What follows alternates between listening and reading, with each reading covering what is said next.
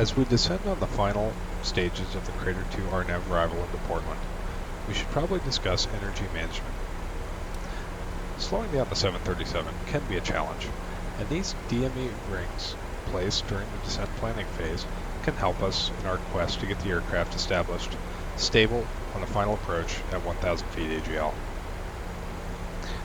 The 15 DME arc represents the point at which we want to ensure that the aircraft is at 210 knots with the flaps extended to 1. The 10 DME arc represents the point in space where we'd like the airplane at 180 knots with the flaps at 5.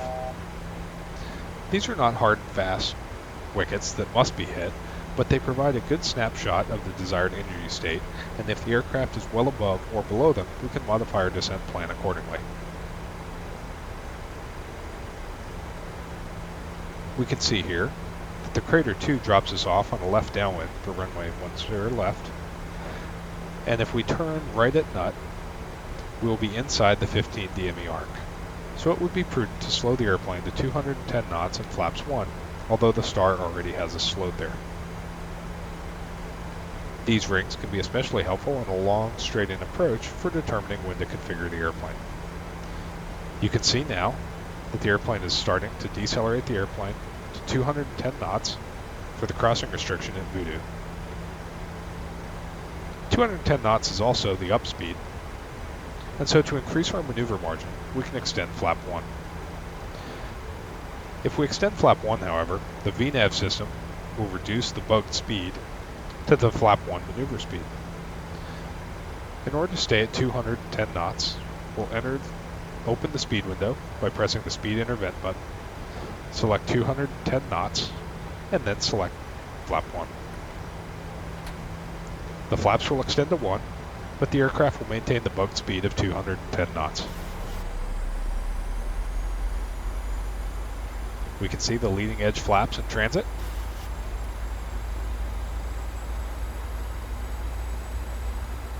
And extended. As we turn onto the downwind, we'll match the heading.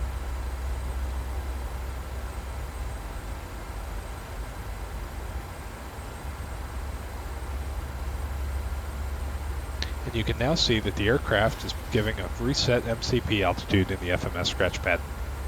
This is telling us that the vertical path is continuing below the aircraft's current altitude, and the aircraft is stopped because it's respecting the MCP restriction. This is not unusual and occurs often in the ATC controlled environment when ATC begins to control the altitude at the bottom of a star. Buxom has a crossing restriction of 3,000 feet, so we'll ensure that that is set in the legs page.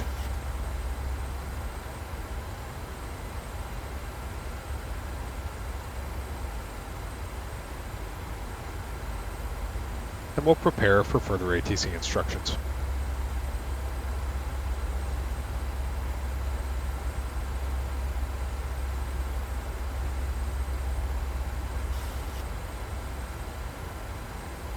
Air traffic control now gives us an instruction to turn left to heading 190, vectors for the base, and descend and maintain 4,000 feet. We'll select 190 in heading, spin 4,000 feet into the altitude selector, and select level change. We're right on the 15 DME arc, so our current configuration of flap 1 at 210 knots is just fine.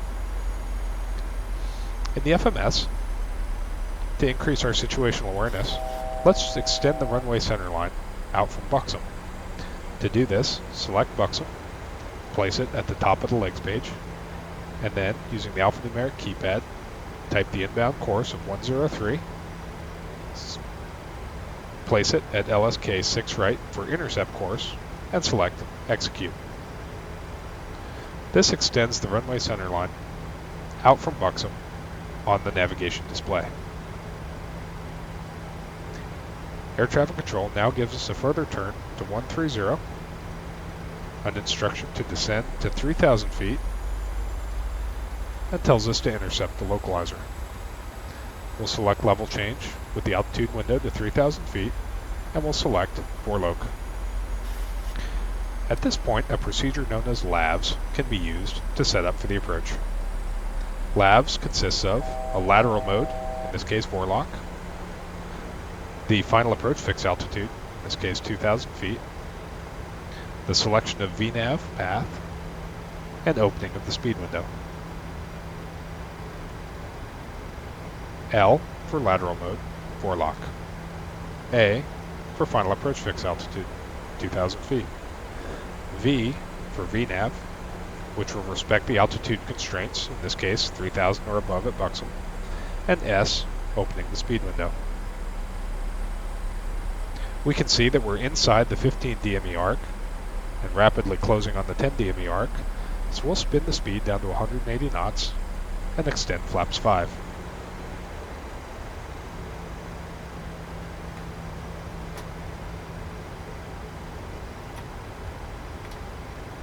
We've intercepted Vorlope, and so we can spin 103 into the heading.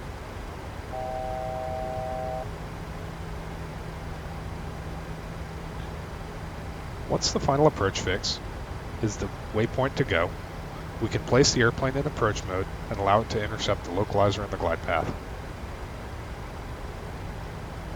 Our VNAV restriction of trail above 2,300 feet will be honored by the VNAV, and following trail, we can select glide slope.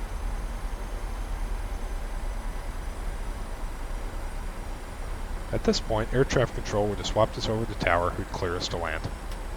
Once cleared to land, the taxi and the wheel well lights can be turned on.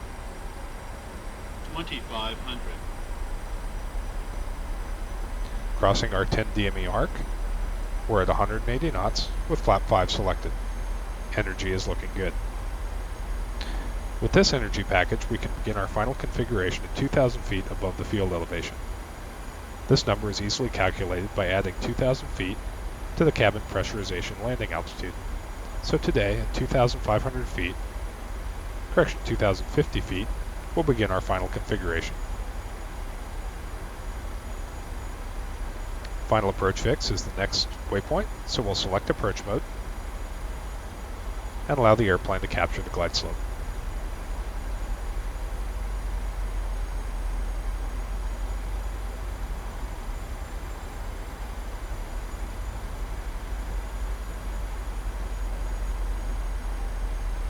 Glide slope is captured. The missed approach altitude of 4,200 feet can be set in the MCP. And at 2,050 feet, we'll begin our final configuration with gear down, flap 15. The speed brakes come to arm, and the start switches are continuous.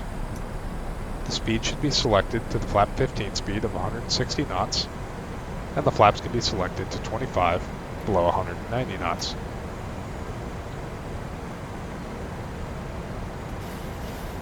The final approach speed of 147 knots plus a 5-knot wind additive can be placed in the MCP window, and as the airplane decelerates below 175 knots, flap 30 can be selected. With flap 30 selected, we can execute a landing checklist.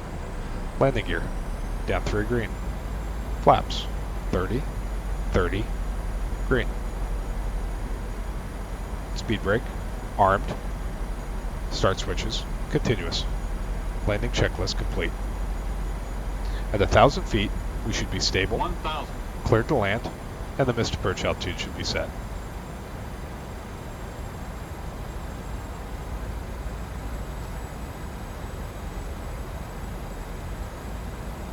Now that we're established, the autopilot and autothrottle can be switched off and the airplane manually flown down the ILS. The autopilot disengage warning can be silenced by pressing the autopilot disengage switch again.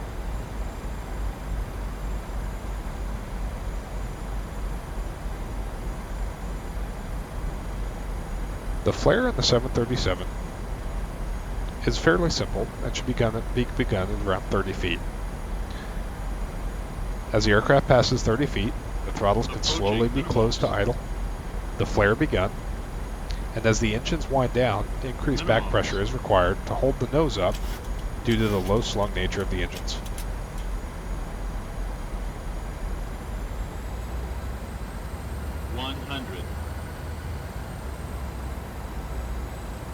50, 40, 30, 20, 10.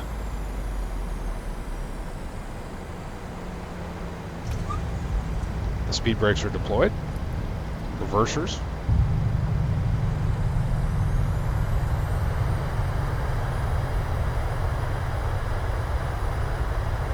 Slowing through 80 knots, reverse should be canceled.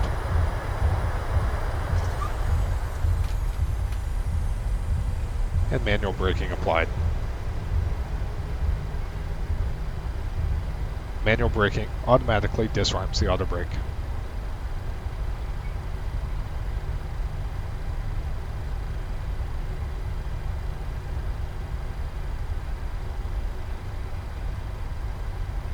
As the reversers spool down and the engines are at idle, start the chronograph to time the engine cool down. 1 minute should elapse prior to engine shutdown, and if possible, 3 minutes are desired.